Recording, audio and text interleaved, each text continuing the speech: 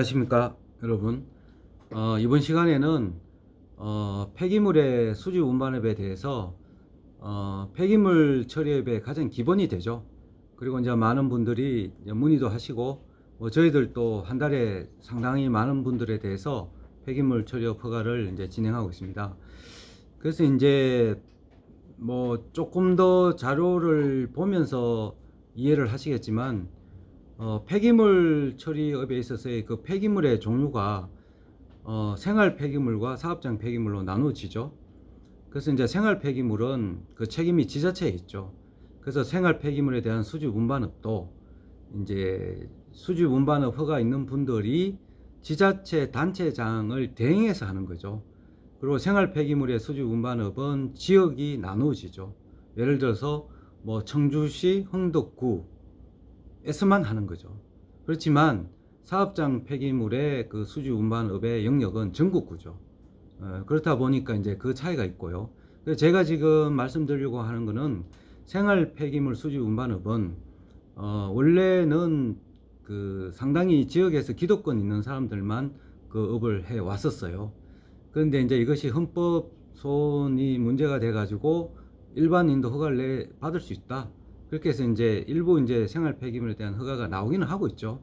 그렇지만 나왔다 하더라도 지자체에서 2배수, 3배수가 나온다면은 이제 지자체에서 구역을 선정을 받아야죠. 근데 구역 선정을 못 받는다면 허가가 있어도 지자체에서 일을 안 주기 때문에 일을 못 한다는 거죠. 원주 같은 경우가 이제 그런 케이스죠. 그런데 이제 생활 폐기물의 수지 운반업이 아닌 사업장 폐기물의 수지 운반업에 대해서 말씀을 드리고자 하겠습니다.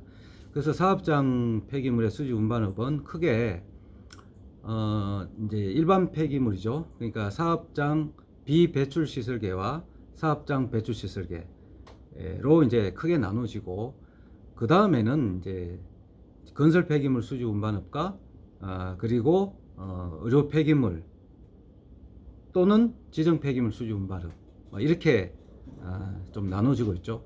이 중에서 지정 폐기물 수지 운반업 같은 경우는 허가권자가 지자체 단체장이 아니고 지역에 있는 지역 유역 환경청이에요. 그러니까 이제 충청도는 금강 유역 환경청이고, 이제 수도권은 한강 유역 환경청, 저 아래쪽은 낙동강 유역 환경청, 새만금 유역 환경청 이렇게 이제 나눠지고 있죠. 그래서 이제 지정 폐기물의 수지 운반업의 그 허가는 이제 그 허가권자가 이제 그렇게 된다고 말씀드리고요. 그래서 이제 이번 시간에는 저희들이 이제 실정 자료를 가지고서 설명을 해드리려고 하고 있습니다. 건설 폐기물 수지 운반업에 대해서 이제 말씀을 드리죠. 건설 폐기물의 수지 운반업이 건설 폐기물 촉진법에 의해서 진행이 되고 있고요. 이제 일반 폐기물 수지 운반업은 폐기물 관리법에 의해서 진행이 되고 있죠. 그래서 이제 건설 폐기물에 대한 수지 운반업의 근거는 건설 폐기물 재활용 촉진법에 의해서 진행되고 있는데요. 그래서 이제 물론 저희들은 서식을 가지고서 작성을 하고 그 서식을 가지고서 이제 허가증을 이제 대행해 드리는 입장인데, 간단히 설명해 드리자면은 수지 운반업의 중요한 것은 어떤 폐기물을 할 것인가. 그러니까 건설 폐기물 같은 경우는 현재 약 18가지 종류가 있죠. 그래서 이제 대부분 의뢰하시는 분들은 18가지 종류를 다 하겠다고 말씀을 하시죠. 그래서 건설 폐기물 그 촉진법에 의한 이제 별표에 있는 18가지 종류를 다 하겠다. 그리고 이제 수지 운반업을 신청하기 전에 사업자를 하나 만드셔야 되겠죠. 물론 사업자를 만드시지 않고 개인 이름으로 사업 계획이 들어갈 수는 있겠죠. 그러나 이제 허가권자가 사업자도 없이 어떻게 허가를 신청합니까? 라고 하기 때문에 저희들은 사업자를 하나 만드세요 라고 하고 있습니다. 어차피 사업자가 만들어지려면은 이제 사무실이 있어야 되죠. 그래서 연락장소 및 사무실을 준비를 해야 되죠.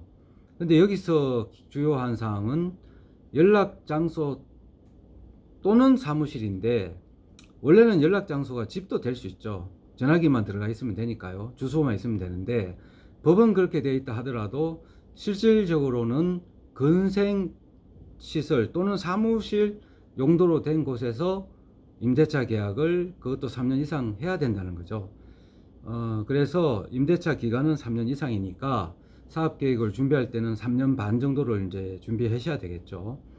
그래서 여기서도 일부 이제 군 단위가 아닌 시 단위에서 건설 폐기물 수지 운반을 하시려면은 이제 요새는 뭐 비즈니스 센터 또는 소호 사무실이 있죠.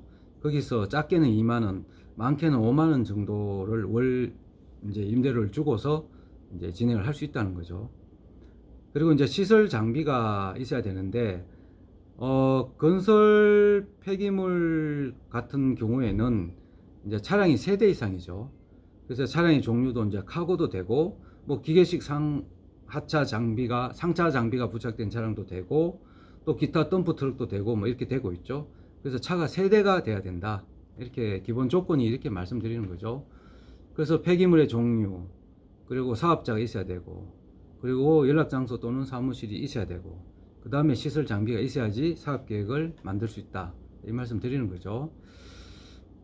그리고 특히 이제 건설 폐기물 같은 경우는 일반 폐기물과 다르게 허가가 나오는 조건이, 또 법인인 경우에는 자본금이 2천만 원 이상이 법인 등기부 등본에 찍혀야 되겠죠. 그리고 개인인 경우에는 4천만 원이 있어야 된다. 요것은 통장에 잔고가 4천만 원 잔고 증명서를 첨부해서 이제 사업 계획 때 반영을 해도 되고, 이제 원칙은 허가 신청할 때 진행이 되는 거죠. 그래서 뭐 잘 아시다시피 먼저 사업 계획서를 먼저 넣고 그 다음에 이제 약 한 달 반 정도 선에서 적합 통보가 나오죠. 그러면 그 적합 통보를 가지고서 허가를 신청할 때 다시 이제 이 자본금에 대한 서류가 들어가고 개인은 잔고증명서가 들어간다, 이 말씀이죠. 자, 그렇게 진행이 되고요. 그 다음에 저희들 같은 경우는 차량에 대한 세차 계획을 넣습니다. 이제 지자체에서는 환경에 대한 부분도 체크를 하니까, 이게 신고와 허가에도 마찬가지지만 환경에 관련되는 폐기물 대한 사업 계획에서는 중요한 부분 중에 하나가 오염에 대한 대책이죠. 그러니까 수지 운반 차량에 대해서도 차량이 더러워지니까 거기에 대해서 세차 계획을 반영한다는 거죠. 그리고 뭐 이거는 저희들이 준비를 해서 작성을 하는 것입니다만은, 그러면 이 폐기물을 어디다가 처리를 할 것인가, 이제 거기에 대한 부분이 이제 언급이 되고, 뭐 건설 폐기물은 우리가 수지 운반업이니까 당연히 이제 중간 처리로 가야 되겠죠. 그 지역에 대한 중간 처리 업자가 이제 나열이 되고, 그 다음에 수지 운반에 대한 예상량, 이 예상량은 이것은 내가 갖춰야 되는 차량에 대한 대수와 그 어떤 처리 톤수를 가지고서 이제 준비가 된다 이거죠. 이제 그리고 나머지는 이제 일반 법리적인 부분인데요. 이제 저희들 같은 경우에 의뢰를 하시면은 저희들이 한 분 한 분 별도로 말씀드리기는 좀 시간적인 여유가 없지만, 저희들한테 의뢰를 하시고 하면은 이제 수지 운반에 대한 교육도 진행을 시켜 드립니다. 물론 지금 이제 코로나 같은 경우는 특수한 상황이니까요. 그래서 이제 단순한 의미의 인허가를 대행하는 것뿐만 아니라 수지 운반업자로서 어떤 법적인 준비를 해야 되고, 또 영업을 어떻게 하고 차후에 다음 단계로 어떻게 넘어가느냐가 아시는 것이 사업을 성공할 수 있겠죠. 그래서 뭐 여기 이제 허가를 받으시게 되면은 위탁 수탁 계약을 할 때 수탁 처리 능력 확인서라든지 또 계약하는 방법이 이제 준비가 되셔야 되고, 그 다음에 당연히 이제 폐기물에 대한 인계 인수가 올바로에 대한 부분이 이제 아셔야 되고, 또 폐기물에 대해서 재위탁 금지죠. 이제 그런 부분이 있어야 되고, 또 당연히 이제 이러한 인허가를 받기 위해서는 사업주가 결격 사유가 없어야 되죠. 거기에 대해서 기본 증명서가 첨부돼야 되고 이제 돼야 됩니다. 그 다음에 또 중요한 부분은 이제 허가를 신청하기 위해서는 차량에 대해서 이제 덮개가 있어야 되죠. 그걸 이제 밀폐형 덮개라고 하는데, 밀폐형 덮개는 뭐 N500이라고 해서 인장 강도죠. 인장 강도가 이제 수평 수직으로 수평 또는 수직으로 강해야 된다. 이런 말씀이죠. 그래서 그것은 일반 폐기물의 밀폐형 덮개 차량에 대한 그 덮개에 대한 기준이나 건설 폐기물에 대한 덮개 기준이 거의 비슷합니다. 이제 그렇게 진행이 되고 기타 사항에 대해서는 이제 생략을 하고요. 그래서 건설 폐기물 처리업에 대한 인허가 조건은 이제 사무실이 있어야 되고 차량이 있어야 되고 또 건설 폐기물만 특수한 것은 이제 법인은 2천만 원, 개인은 4천만 원에 대한 이제 어떤 이제 뭐 이제 그 정도의 자산이 있어야 된다는 거죠.